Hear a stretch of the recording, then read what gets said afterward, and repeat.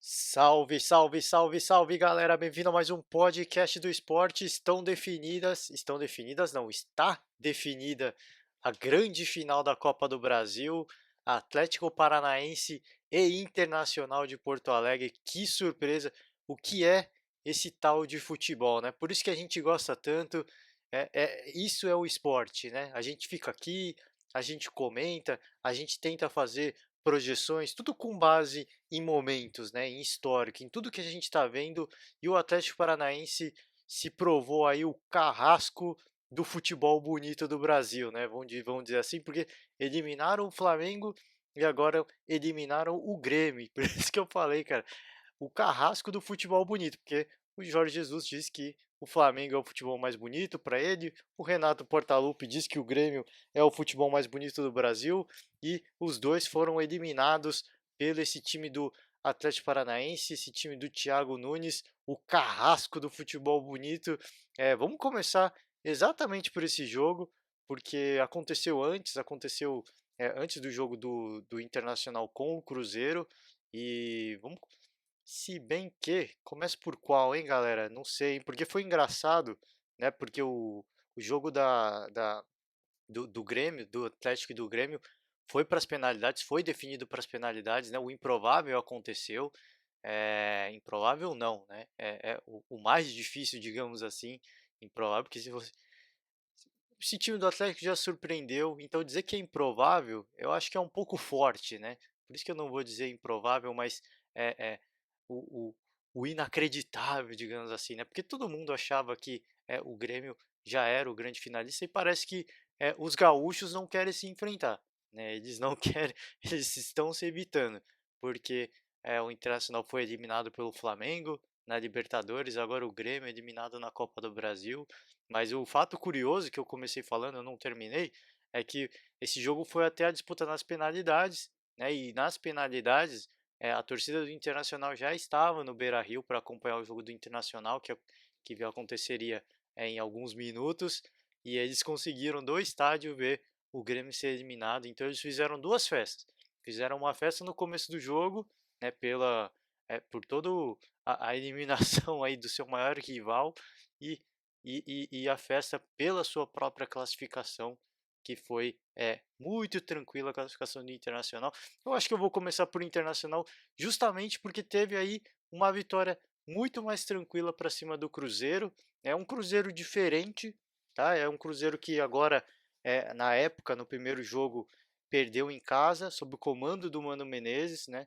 E penúltima partida, se eu não me engano, do Mano Menezes, e agora sob o comando do Rogério Ceni, você vê que são duas posturas diferentes, e o placar mostra isso, tá? O placar mostra que não é porque o Internacional estava jogando em casa que o Internacional, nossa, jogou muito mais. O Internacional adotou uma postura defensiva, né? Apesar do placar aí ter sido é, muito elástico, ter sido uma goleada, o Internacional ele priorizou muito mais a defesa em apostar nos contra-ataques, porque é um time que é mais de uma vez, e a gente tem visto isso numa longa sequência, é um time que tem uma defesa muito sólida, né, e que se sente confortável em jogar no contra-ataque. Então o Internacional fez um jogo muito seguro. E do outro lado, um Cruzeiro que é, é, mostrou uma postura interessante, mas mostrou muitos erros. Eu acho que mostrou coisas boas e coisas muito ruins. Tá? É um Cruzeiro que realmente um pouco diferenciado, tenta ficar mais com a bola, tenta ser um pouco mais agressivo do que a gente estava habituado a ver quando estava sob o comando do Mano Menezes. Então é um Cruzeiro que já tem um pouco mais da cara do Rogério Ceni, mas é um Cruzeiro que é impressionante, foi assustador para mim a quantidade de erros de passe, né, que o Cruzeiro cometeu nesse jogo. Os dois primeiros gols foram erros, não foram não foram erros de saída de bola, né? Mas o primeiro acabou sendo, né, um erro de saída de bola. Mas o Cruzeiro ele deu muitas chances para o Internacional, e se esse jogo terminasse 4-5-0 para o Internacional, não seria nenhum absurdo. Com todo respeito ao Cruzeiro, mas os erros de saída de bola do Cruzeiro poderiam ter custado mais caro. É um time que tenta ficar com a bola, mas o nervosismo era claro, o nervosismo estava escancarado, era um time apressado, era um time afoito. o tempo todo cometendo erros bobos, o tempo todo o Internacional não é o tempo todo dando susto, mas o tempo todo tentando se aproveitar desses erros do Cruzeiro e tentar punir, e a punição veio, começar o jogo, começou interessante, o Cruzeiro indo para cima, foi o primeiro time a ter uma boa oportunidade, uma grande oportunidade, não é só uma boa oportunidade, uma grande oportunidade, né, depois o Internacional com o o Vitor Cuesta, um chute de muito longe, a bola fez uma baita de uma curva. O lance é impressionante, cara. Convido todo mundo a assistir. Foi um baita de um chutão e ela faz uma curva saindo ali do gol. É um lance muito perigoso. Depois o Thiago Neves também, outro lance bastante interessante, né? Passa raspando na trave, a bola faz muita curva também. E eu tinha falado aqui, né, do desse time do Cruzeiro, né, alguns podcasts anteriores, o que é o nervosismo, né? Porque o Thiago Neves ali, naquela posição que ele estava, se o jogo já tivesse 1-0, provavelmente ele teria feito esse gol tranquilamente. Mas aí bate o nervosismo, bate a ansiedade, né, bate aquela obrigação de ter que fazer o gol, de abrir o placar, e acabou errando o lance, um lance que, eu falei, se fosse um Cruzeiro do ano passado, ele fez gols muito mais difíceis que aquele e acabou perdendo aí uma das maiores chances do Cruzeiro no jogo. Depois a bola pune, né? O Cruzeiro tentou, errou numa saída de bola, se eu não me engano, do Dedé, e aí um gol gringo do Internacional, né? O Nico Lopes jogou demais, correu muito, ele iniciou essa jogada, fez correu pelo lado esquerdo, inverteu a jogada para o lado direito pro D'Alessandro, e aí naquele momento parecia que não ia dar em nada, porque o D'Alessandro erra um pouco a matada, né? Ele vai matar a bola acaba correndo um pouco mais e ele consegue consertar. Ele corre até a linha de fundo, faz o cruzamento na medida, ninguém ali, ninguém na marcação do Guerreiro, e ele faz o gol de cabeça, um gol que é estranho, né? Porque ele cabeceou baixo, né? Ele teve que abaixar a cabeça e ninguém. Estranho porque ninguém deu esse bote, né? Porque a bola veio até ali à altura do peito do Guerreiro. Ele teve que abaixar a cabeça até mais ou menos a altura do peito para fazer esse gol. Então, é, sucessivos erros defensivos do Cruzeiro. Eu acho que se ficou de positivo essa postura mais ofensiva, esse time de tentar buscar um pouco mais, né, de tentar mostrar um pouco mais, ser um pouco mais agressivo, de se propor mais no jogo, o que fica de negativo é um time que foi engolido pelo Internacional, literalmente. Muitos erros de passe, já falei aqui, e defensivamente, um time que é uma das atuações mais lamentáveis do Cruzeiro, a gente pode dizer, porque é algo que a gente não veria, por exemplo, se o Mano Menezes estivesse sob o comando desse time, né? Uma das atuações mais, acho que assim, para se esquecer desse time do Cruzeiro, porque o Internacional, quando vinha para cima, não tem jogadores excepcionais de drible, né, de criação de jogada, assim, nada que se compare, por exemplo, ao Flamengo, mas o tempo todo assustando, o tempo todo é, é, dando aquele frio na barriga do torcedor cruzeirense. Então, um time que vai se propor a fazer o que o Cruzeiro fez, né, de tentar ir para cima, de tentar buscar o jogo, não pode dar o espaço que o Cruzeiro deu, né, para o contra-ataque do time como o Internacional, que tem muita qualidade, né. O segundo gol foi do Guerreiro também, um passe do Nico Lopes, o Guerreiro, um belo gol, aliás, diga-se de passagem, o Guerreiro mata de peito, ele nem espera a bola cair no chão, ele chuta de primeira. Então você vê, é mais um erro da defesa. Esse não foi de saída de bola, mas mais um erro, né? Porque o primeiro gol, o Guerreiro cabeceia abaixo, ninguém consegue tirar a bola, ninguém tá atento à jogada. E no segundo lance, é, o, o Guerreiro tem tempo de matar a bola no peito, a bola tem tempo de cair até o pé dele para ele fazer o chute e fazer o gol, né? Nesse tempo que ele teve, de 2, 3 segundos, simplesmente ninguém ali para tentar fazer a cobertura e impedir o gol. Por isso que eu falei, uma das atuações mais lamentáveis da defesa do Cruzeiro é o golpe fatal aí veio já no final do jogo, o Cruzeiro todo no ataque, foi um lance de falta o juiz deu falta de ataque do Fred, se eu não me engano, e aí, cara, todo mundo dormindo, velho. Ninguém. A defesa do Cruzeiro voltando andando. E aí, o Marcelo Lomba dá o chutão. Se eu não me engano, foi o Marcelo Lomba. Agora não. Se me falhou a memória, se foi outra pessoa, por favor, peço que me corrijam aí, peço desculpas, mas se não me engano o Marcelo Lomba dá o chutão e o Edenilson recebe sozinho, cara, sozinho. A defesa do Cruzeiro voltando andando. E ele só teve um trabalho de empurrar para a rede, trabalho de empurrar para a rede, eu tô sendo até maldoso, porque foi um belíssimo gol, foi o gol mais bonito do jogo. Acho que para mim o segundo do Guerreiro acho que foi mais bonito pela plástica, né? Ele mata no peito e bate de primeira, mas esse também foi um belo gol. Ele teve tanto tempo, o Edenilson, que ele teve tempo de olhar o Fábio, teve tempo de pensar no que ele ia fazer e fazer o gol por cobertura. Então, é, mais uma vez, vou repetir, pode ser cansativo, mas uma das atuações mais lamentáveis dessa defesa do Cruzeiro. Infelizmente, o Dedé ele acabou saindo, né, do primeiro para o segundo tempo. Teve um lance no primeiro tempo que ele foi disputar a bola pelo alto, ele caiu, ele virou o pé. Né, então, algumas pessoas aí, os mais maldosos vão falar: para que voltou para o campo então? É porque esfria o corpo, tá, gente? É natural, né? No calor do jogo, eu não sei se alguns de vocês já tiveram essa experiência, mas quando você está com o corpo quente, você acaba não sentindo a lesão na hora. Você sente um incômodo, mas aquilo não dói, né? E não chega a doer a ponto de você ter que sair do jogo.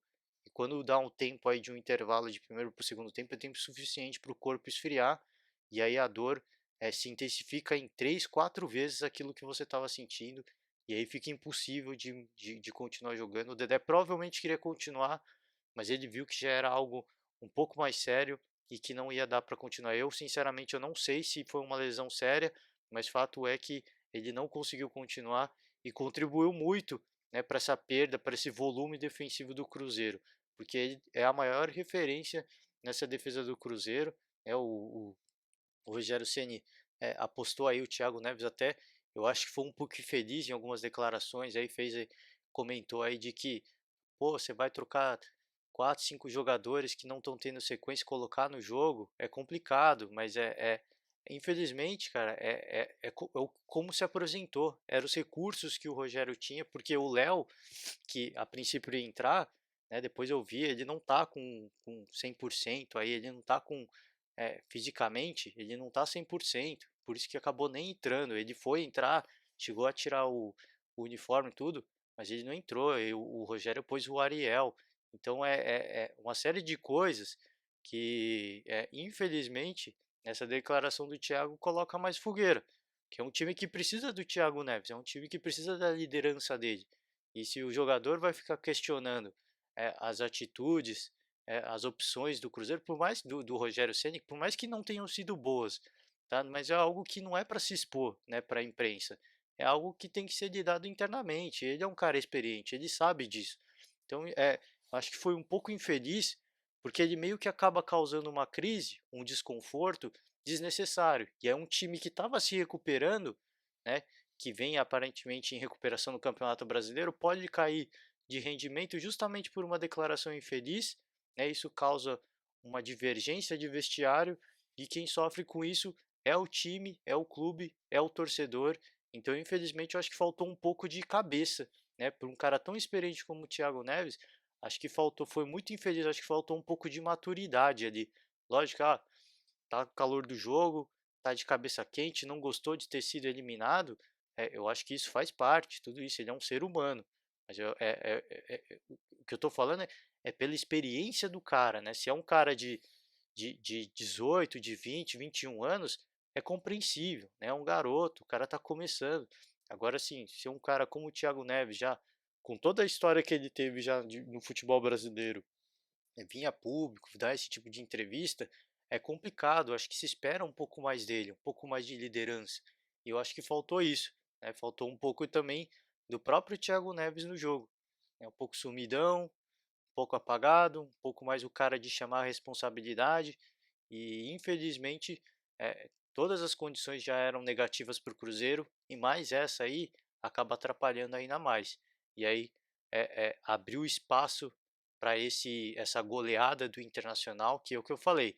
Não vou dizer que ficou barato, porque foram as melhores chances, o Internacional acabou fazendo, mas se tivesse terminado com 4, 5-0, não seria nenhuma surpresa, né, pela atuação do Cruzeiro, especialmente defensiva, né, indo para cima, errando muitos passes de saída de bola, assombroso a quantidade de erros de saída do Cruzeiro, né, e dando muito espaço aí para o contra-ataque do Internacional, muita demora na recomposição, então por isso que eu digo, se fosse aí 4, 5 não teria sido nenhuma surpresa, e o Internacional se classificou e após a classificação do Internacional, após o final do jogo, ficou claro que, para mim, tá, eu acho que todo mundo com um pouco de pé no chão, pouco não, muito pé no chão, sabendo que ainda tem um jogo, uma partida para disputar, uma final, mas você vê pela comemoração dos jogadores após o jogo que o sonho era a Libertadores, né? Ficou claro, é uma comemoração bem tímida. Cara, eu falei, todo mundo muito contido porque sabe que ainda tem um jogo. Foi uma semifinal, isso não é um título.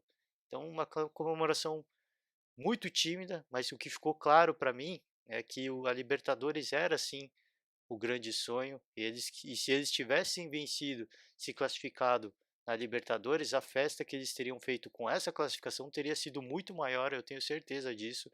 Acabou ficando como segunda opção aí. E pro Internacional também, eu acho que faltou jogar contra o Flamengo que jogou contra o Cruzeiro. Claro que foram times totalmente diferentes. O Flamengo é muito diferente do Cruzeiro, mas o Internacional a gente viu, cara, muito mais preciso, muito mais confiança, muito mais de entrega. É um time que, contra o Flamengo, você vê, é aquela coisa, né? O que o resultado favorável causa no time, né? O Internacional tinha que virar um placar de 2-0 que tomou no primeiro jogo contra o Flamengo. E dessa vez não, vem com placar favorável de 1-0, então é muita frieza para fazer as coisas. Você tem a vantagem de um gol, então você tem toda a tranquilidade de fazer o passe, né, de caprichar numa jogada, não se afoba para fazer alguma jogada ou outra. E tudo isso a gente acabou vendo no jogo contra o Flamengo, por exemplo. Um time que todos os méritos também, claro, a defesa do Flamengo, que marca muito na frente, que marca muito adiantado, mas o Internacional não conseguia concluir uma jogada com tranquilidade. Era dois, três passes e errava, era dois, três passes, afobação, você via nervosismo. E é o que eu falei, cara, você vê que o que o resultado favorável causa, né, no jogador, na tranquilidade, na forma de jogar. Então acho que faltou um pouco disso, faltou um pouco de intensidade, tranquilidade, porque o placar era desfavorável, mas era possível. E faltou um pouco disso, eu acho que para o Internacional poder pelo menos contestar um pouco mais, né, aquele jogo contra o Flamengo. Eu acho que se tivesse jogado como jogou contra o Cruzeiro, teria sido muito mais difícil a classificação do Flamengo, com certeza. E para o Cruzeiro, eu acho que fica aí coisas positivas, eu comentei no começo, coisas positivas e coisas negativas. Negativas é a defesa e a saída de bola, precisa melhorar muito. E positivo, acho que é a questão da postura, né? Um time diferente, que já não fica tão retrancado, que não fica tão atrás, tenta sair um pouco mais. Você vê que é difícil, né? Um time tão acostumado a se defender melhor, mais do que atacar, você vê a dificuldade que eles tiveram, né, para fazer qualquer coisa. E isso é uma evolução, é o tempo que vai dizer. Pega um time do Internacional que muito bem estabelecido, muito bem treinado, ficou difícil a classificação, ficou muito difícil. Então acho que fez o que podia dentro das condições e eu acho que passou sim o time que se apresentou melhor, que se propôs, né, que acreditou nessa classificação, que buscou e que tecnicamente foi muito melhor, foi muito superior. Vamos partir agora para Atlético e Grêmio, porque foi um jogo quente, cara. Foi um jogo que começou quente, né? Teve uma polêmica já no começo do jogo aí de arbitragem, um lance de pênalti que o juiz chegou até a revisar e foi uma disputa ali do o ataque do Grêmio, a disputa do Jeromel com o Wellington. A bola acaba batendo no braço do Wellington, o árbitro foi revisar e ele acabou não dando pênalti. Para mim, um pênalti escandaloso. Tá? Eu não entendi a interpretação do árbitro. Eu acho que o que aconteceu ele deu a marcação de campo que não foi pênalti, ele não marcou o pênalti e aí na hora da revisão deve ter tido uma dúvida, deve ter tido uma ambiguidade. Eles discutiram ali, deve ter dado um embate ali, alguns achando que foi, outros achando que não foi, e ele acabou mantendo a decisão de campo, que eu acho que é correto. Nesse tipo de lance, não adianta ficar olhando 5, 6 minutos. Cara, gerou ambiguidade, marcação de campo e acabou, né? No máximo 2 minutos para se decidir. Então, foi um lance que para mim foi muito pênalti. Eu não, claro, abre margem para interpretação, sem dúvida nenhuma. Eu acho que é um lance difícil de se avaliar, mas para mim a gente já viu vários lances assim. E para mim esse, cara, foi um pênalti muito claro mesmo, porque o Wellington ele abre o braço, tá? Ele, lógico que não parece ser intencional, mas ele abre o braço, né? Assim, tanto zagueiro que a gente vê faz esse mesmo tipo de jogada com o braço colado no corpo, não havia necessidade de abrir o braço. O cara assumiu o risco e ele assumiu o risco, e para mim foi um pênalti, não digo que foi escandaloso, mas foi muito pênalti. A arbitragem, mesmo com o árbitro de vídeo, não entendeu dessa forma, mas eu acho que foi correto, porque com certeza gerou ali uma discussão, uma dúvida, e ele manteve a decisão de campo. Então, é, segue correto. Eu acho que esse é o caminho, né? O árbitro de vídeo eu acho que tem muito a melhorar, mas se seguir essa postura de, cara, gerou dúvida, vamos manter a marcação de campo, não vamos ficar aqui discutindo eternamente, não. Eu acho que tem que ser esse o caminho. Por mais que tenha sido um pênalti claro para mim, para eles não foram. E para muita gente também não foi. Então, mantém logo a marcação de campo e não fica olhando 4, 5 minutos o monitor, voltando a câmera e indo para frente, que só desgasta o jogo, acaba com a paciência da torcida, falta de respeito com a galera que está assistindo. Então acho que eles estão começando a entender isso, e isso vai agregar muito. Espero que agregue muito, né? Espero, né? Porque às vezes acontece aí, a gente elogia, na próxima rodada acaba acontecendo um lance escandaloso que eles mantêm a marcação de campo, aí não adianta nada, né? Mas enfim, vida que segue. Acho que foi muito pênalti, mas se de repente acontece esse lance, a vida do Grêmio estava tranquila. Mas eu falei aqui, cara, lembra quando eu falei de Palmeiras e Grêmio? Senhor Renato Portaluppi aí, Grêmio no segundo tempo daquele jogo começou a querer brincar de jogar com o regulamento embaixo do braço. E foi isso que aconteceu. Esse jogo, eu vi um flashback. Eu vi aquele jogo do Grêmio com o River Plate o ano passado, né? Eu vi o mesmo filme. Um time que entrou tranquilo, entrou, não vou falar que entrou de salto alto, mas de certa forma entrou um pouco, porque era um placar tão favorável.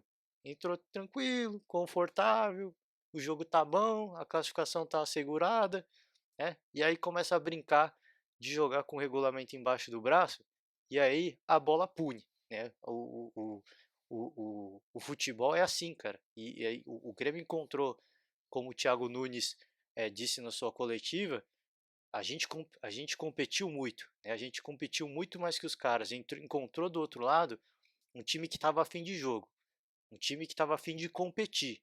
E aí acabou sendo punido, né? O primeiro gol foi do Nicão, um lance que é, é, começou até com um certo azar ali, porque teve um primeiro chute que eu não me lembro de quem foi. Deixa eu ver se eu consigo achar aqui quem foi, mas o chute. Eu não estou encontrando aqui quem foi. Bruno Guimarães, né? Peço desculpas aí, falhou a minha memória, mas o Bruno Guimarães deu o primeiro chute, a bola bateu no travessão, e aí a jogada que parecia ser de muito azar acabou sendo uma jogada de muita sorte, porque a bola caiu no pé do Nicão e ele bateu, mandou para a rede não é com o seu pé principal aí, com o seu pé preferido, mas ele acabou acertando o lance, foi muito feliz, abriu o placar e incendiou o jogo, né? Era tudo que o Atlético Paranaense precisava para conseguir crescer na partida, para conseguir voltar a sonhar com essa classificação que era muito difícil, né, e que acabou acontecendo no segundo tempo.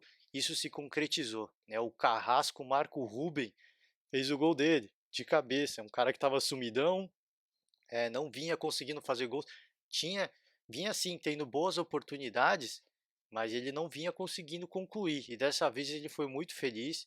Já no começo do segundo tempo ele conseguiu os 2-0 que o Atlético precisava para conseguir levar a disputa para as penalidades. O Grêmio teve ainda um gol que foi anulado, né? Foi muito bem anulado do David Braz, estava impedido, mas o Kahneman do Grêmio também foi expulso, um lance claríssimo de expulsão, não tinha nem o que se discutir, né? Um contra-ataque aí do Léo Cittadini, disparou para o ataque e só foi parado com um carrinho totalmente desproporcional do Kahneman, totalmente desnecessário. O Kahneman foi tão confiante que ia acertar a bola, ficou no vácuo e acertou, o Léo Cittadini, um lance para vermelho direto, porque poderia sim, coloca assim em risco a integridade do Cittadini pela intensidade do lance. Foi um lance muito violento, né? Olhando assim, sem câmera lenta, até em câmera lenta ele é um pouco impactante. Mas se você vê o lance no normal, na velocidade normal, um lance muito violento, uma entrada muito forte e a expulsão foi muito bem, uma atitude muito bem colocada pelo árbitro, apitada pelo árbitro. E aí, a partida se encaminhou para o seu desfecho, terminou 2-0 para o Atlético Paranaense.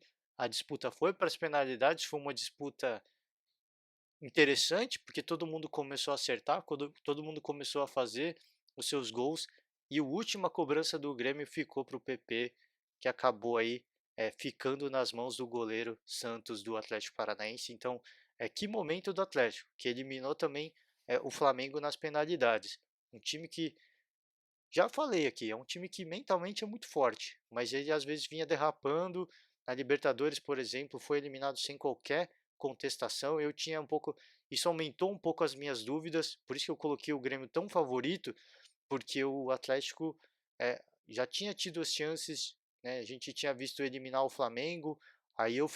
Não só eu, todo mundo ficou com muita expectativa desse time crescer, de ser competitivo, de dificultar, né, de buscar uma classificação muito difícil na Libertadores, e acabou sendo eliminado pelo Boca sem qualquer contestação, né? Não conseguiu é, é, é, contestar absolutamente nada, foi eliminado de forma muito tranquila pelo Boca, e aí aumentou um pouco as minhas dúvidas. Depois toma um placar de 2-0 no primeiro jogo contra o Grêmio, e aí eu acho que não só eu, todo mundo que tinha muitas esperanças com esse time do Atlético acabou tomando meio que um banho de água fria, né? Pô, tudo aquilo que a gente achava, eu acho que não é bem isso. É um time que é muito competitivo, um time que demonstrou ser muito forte mentalmente, eliminando o Flamengo no Maracanã, né, nos pênaltis. Tinha dando pinta de que era um time que era muito forte, mas passou por algumas partidas que colocaram essa dúvida na gente, e agora eles se recuperam e se recuperam em grande estilo. É uma das viradas mais, acho que talvez aí para se colocar mais legais aí na história, mais difíceis na história do Atlético Paranaense, sem dúvida nenhuma. É um time muito difícil de se bater, é um time muito competitivo, um time que quando quer complica a vida de qualquer um, e mostrou isso. E ao Grêmio só fica a lamentação, porque eu já tinha falado aqui, jogo, comentei aqui, jogo entre Palmeiras e Grêmio. O Grêmio fez um grande primeiro tempo, conseguiu o placar que precisava, depois começou a brincar de se defender. Começou a querer brincar de jogar com o regulamento embaixo do braço. Fez isso contra o Atlético, acabou sendo punido, e eu acho que fica de lição, tá? Eu acho que foi bom que tenha acontecido na Copa do Brasil, porque o grande sonho do Grêmio, obviamente, é a Libertadores, e eu acho que fica de lição, uma grande lição, porque cometeu o mesmo erro no ano passado na Libertadores contra o River, e agora comete o mesmo erro contra o Atlético Paranaense na Copa do Brasil. Eu acho que já deu, né? A experiência já foi muito traumática o ano passado, já era para ter aprendido essa lição. Correu o risco jogando contra o Palmeiras, porque naquele jogo contra o Palmeiras teve um lance de pênalti que foi revisado ali pelo árbitro de vídeo nos acréscimos do segundo tempo. Se o juiz entende que foi pênalti e marca, acabou o sonho do Grêmio da Libertadores. Acabou o sonho do Grêmio agora na Copa do Brasil. Então, para que você vai, um time tão ofensivo, um time que sabe jogar o futebol que o Grêmio sabe jogar, ficar se arriscando, querendo brincar de é, jogar com o regulamento embaixo do braço? Esse time já mostrou mais de uma vez que não é capaz de fazer isso, que não consegue segurar a bronca. Defensivamente, esse time do Grêmio não é um primor. Então fica de lição mais uma vez, cara. Tá tomando várias lições, né, desde o ano passado, e parece que não aprendeu. Parece que vai querer correr o risco. Eu espero que essa tenha sido a última lição e que o Grêmio venha para a Libertadores agora com sangue nos olhos. jogando para ganhar todos os jogos, porque se querer começar a brincar, ainda mais contra o time do Flamengo, ainda mais indo para uma final contra Boca ou River, querer brincar de jogar com o regulamento, se bem que na final é um jogo só, não tem essa questão de regulamento, mas querer brincar de se defender, vai pagar, a bola vai punir, e a gente já viu isso mais de uma vez. Então eu acho que é, espero que essa tenha sido o golpe derradeiro, né? A lição que precisava para chacoalhar, porque se não aprender nada com isso, infelizmente, cara, infelizmente, esse ano para o Grêmio vai ser perdido, porque o Campeonato Brasileiro já era, está muito longe dos líderes, né, em termos de posição, em pontuação não tanto, mas os líderes estão bem, cara. Santos e Flamengo estão voando no Campeonato Brasileiro. É muito improvável uma arrancada histórica do Grêmio aí para conseguir disputar o Campeonato Brasileiro. Muito improvável. Tudo é possível, a gente viu aí, Atlético Paranaense conseguiu, mas é muito improvável. Então essa história de priorizar a competição acabou custando caro, porque já custou uma Copa do Brasil. Então eu espero que tenha ficado aí de lição e espero que é, para Libertadores agora jogue para valer, jogue para ganhar todos os jogos e para não correr nenhum risco desnecessário. E ao Atlético eu acho que é, tem que se elogiar, cara. O Thiago Nunes resumiu tudo no que ele falou. A gente foi muito competitivo, a gente competiu muito mais que os caras nesse jogo e é um time competitivo. Não tem o mesmo orçamento, não tem a mesma qualidade individual no seu elenco, mas é um time muito competitivo. É um time que quando quer, quando está com a cabeça em dia, é um time enjoado, né? É um time muito bom e eu acho que essa final aí tá em boas mãos, né? Independentemente de quem for campeão, é uma final que está em boas mãos, né? Tanto o Internacional, excelente trabalho do Odair, quanto o Atlético Paranaense, um excelente trabalho do Thiago Nunes. Eu acho que esse título vai coroar aí, né, tanto o título quanto o vice-campeonato vai coroar aí duas equipes que vêm fazendo dois grandes trabalhos, tá? Então, só tem que aplaudir, parabenizar, porque reverteram um placar muito improvável, né? Quando todo mundo achava que o Grêmio já estava classificado, toma esse tapa na cara, toma esse tapa na cara eu mesmo, né? Toma esse tapa na cara, porque aqui é futebol. Aqui a gente vai buscar, aqui não tem essa. A gente está jogando na Arena da Baixada.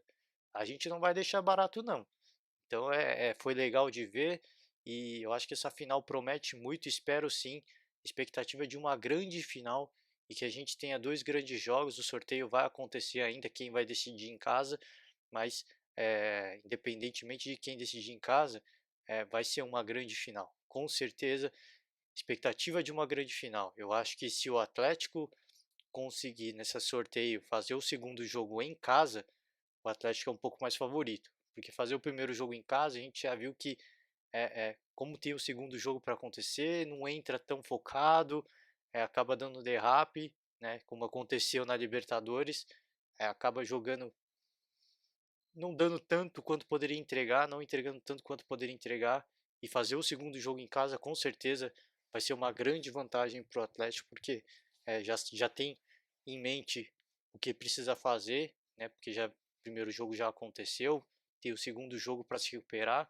então eu acho que esse Atlético, se conseguir fazer, se tiver a sorte de fazer esse segundo jogo em casa, é muito mais perigoso para o Internacional.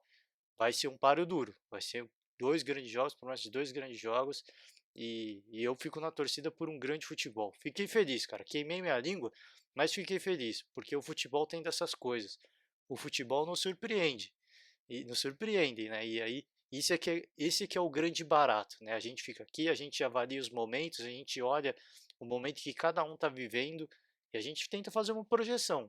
Mas é muito bom quando a gente se engana porque mostra que o futebol tudo é possível, né? O pequeno, entre aspas, pode vencer o grande, o menor elenco pode vencer o maior elenco e tudo é possível.